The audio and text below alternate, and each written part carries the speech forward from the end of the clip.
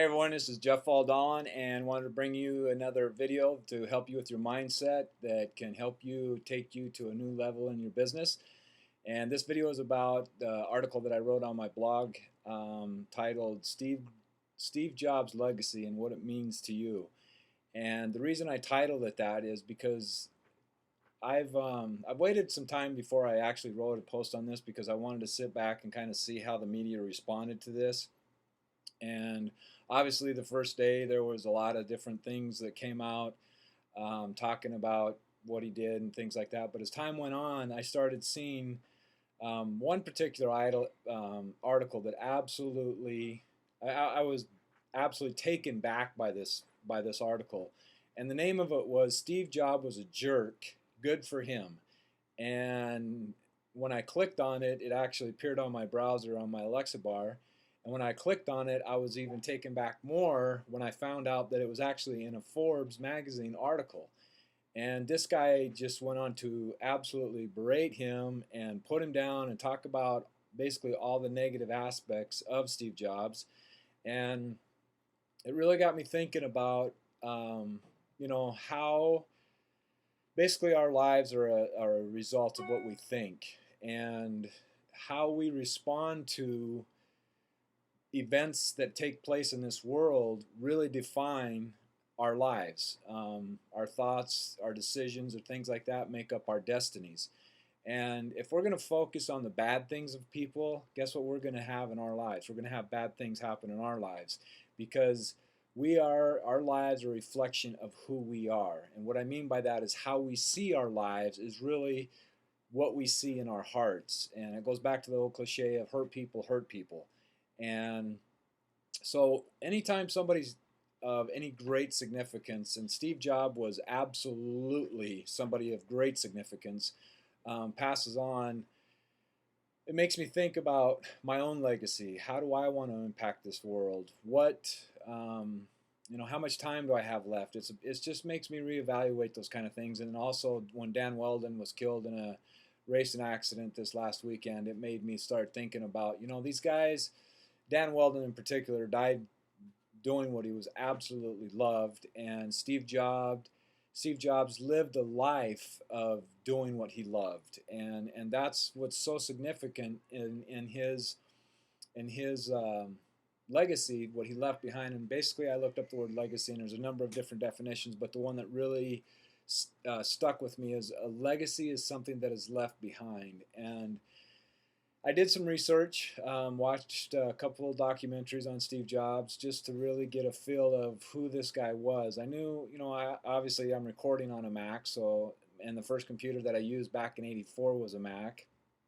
And so technologically, how he's affected my life has been huge. I own an iPhone, I own iPods, I got friends that have iPads, and so in a technical aspect, he's affected my business and my life in that immensely. I love my MacBook Pro. That it does things that it just are awesome, and the products are superior, and there's just a lot of things about it that I really really like. The things that kept me away from Mac in the beginning are the things that attract me to it today, and it Steve Jobs was a perfectionist, and he demanded nothing but perfection. And because of that, Mac is the product that it is today. And he didn't want his customers feeling like they needed his product. He wanted his customers feeling like they couldn't live without it. And if you think about what he actually did, see, marketing is about finding a problem and then providing a solution for it. And the bigger the problem and the greater solution you can provide for that problem, the more value you bring to the market and the more successful you're going to be, obviously. But the thing that Steve Jobs did, as Bill Gates, but Steve Jobs did it in a more profound way, was that he created trends and he reinvented industries. Take, for example, the computer industry. He reinvented that. And if you listen to his commencement to I think it was to Stanford, and I would encourage you to look up that video. It's an incredible speech that he gives. But how he fell in love with computers was he was fascinated by typography, which is obviously, you know, calligraphy and things like that, and the spacing and sans serifs and all that stuff. And I love typography too, but that's what got him intrigued by it. But then he also he's really the one that reinvented the mouse. He reinvented the music industry in a, I mean, totally revolutionized the music industry. He didn't invent the iPod. Somebody came to him and he marketed that, but he recreated. He came up with iTunes, and then he recreated when he got fired from Apple. And this is the amazing thing: when he got fired from Apple, because they say he was a difficult man to work with because he was a perfectionist. He would put in 100 hours a week on a normal basis. He loved what he did, and that's what it takes to have the legacy like that. I mean, Einstein, I think it was Einstein, wore the exact same clothes every single day so he wouldn't have to think about what clothes to wear. I mean, that's a level of genius. And you know, Thomas Edison had his things. I mean, he went after Tesla. Henry Ford. There, you know, things that he wrote about. He was very, very prejudiced, and you can go on and on and on about, you know, these men of significance, women of significance that have done things, but they're human beings. And you can focus on the bad things in their lives, and as long as you focus on those bad things in your life, that's exactly what you're going to attract in your life. Or you can look at what they did and learn from it. You want to be successful, emulate what a successful person does. And you know, I was raised in my article, which I highly recommend you go read. I mean, there's stuff in there that can absolutely. I'm going to share some epiphanies with you that I've had in my life that have absolutely changed the complete direction of my life and my relationship with money. And I talk a little bit more about that in that article, and you can find it by clicking on the link that's next to this video. But it's having those paradigm shifts that really make us look at how we see things. And how we see things, again, is a reflection of who we are. We can look at Steve Jobs, and I'm just using him as an example because he had a tremendous, tremendous impact on this world. And you can either focus on the great things he did, or you can focus on the things of what the media wants to tell you and the bad things, that he's done, like the children's labor in China, but I know the other side of that and things like that. So I just encourage you to really know what you believe and know why you believe it.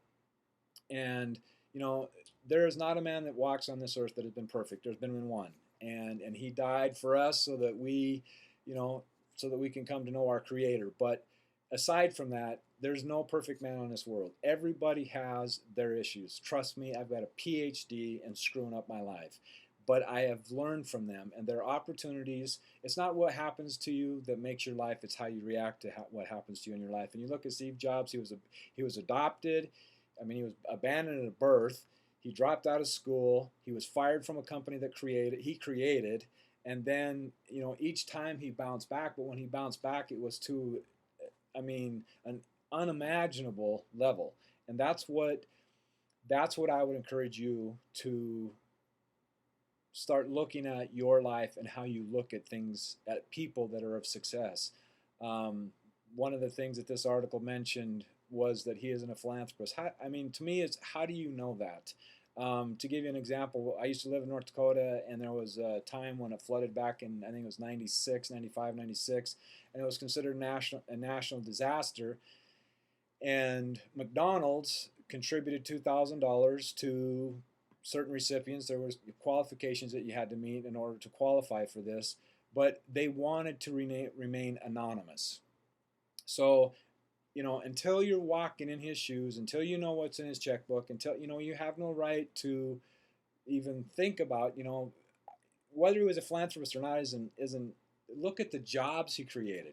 I mean, you walk in a mall now, and I think they said there's 350 Apple stores in the world, and Fresno actually has one. You walk past that store at any time during the day, any day, and that store is packed. So you think about the jobs he's created, you think about how he's revolutionized home businesses because of the product that he has produced, the Apple, the iPhone. I mean, just think about all the different things he's created in that aspect, and you know, that was his contribution to life. So it is what you focus on. It's how you see things that really determine what you get in your life, and that's the law of attraction going to work. So I would encourage you. One of the greatest books that I've read that really helped me understand this was Secrets of the Millionaire Mind. And I went to an NMMI event, and it really made me look at my relationship with success and with money. And I had some profound, profound breakthroughs. And I would encourage you to ask yourself the questions that I ask you on that article. So go take a look at this article, read it, and please leave your comments, because I want feedback on this. I want to know your testimony. I want to know what you thought of Steve Jobs, and I want to know why you think that and how that benefits you. Or a testimony of one of your friends or whatever. I want to know what you think about this, and to be courageous enough to leave an article, comment on there. And it's just gonna benefit you if you have a website. I mean, you'll see once you get over there. I've got a lot of stuff on how to get traffic from leaving blogs on comments on blogs and stuff like that. So again, thanks for checking in this video. I challenge you to really think about what you think of Steve Jobs, and be sure to subscribe to my video channel so you do not miss any of my videos. They're going to start really becoming more and more content, and creating content that's going to be of value to you, both in mindset, entrepreneurial mindset, how to understand the process, what tools to use on your blog, and how to generate leads, all that kind of stuff. I'm really going to start just giving tons and tons of value away instead of selling it, because I want to be of service to you. My purpose is to use my passion and creativity to empower others to live to their fullest potential, and that's why I'm here. So thank you for watching this video, and I'll see you at the next one.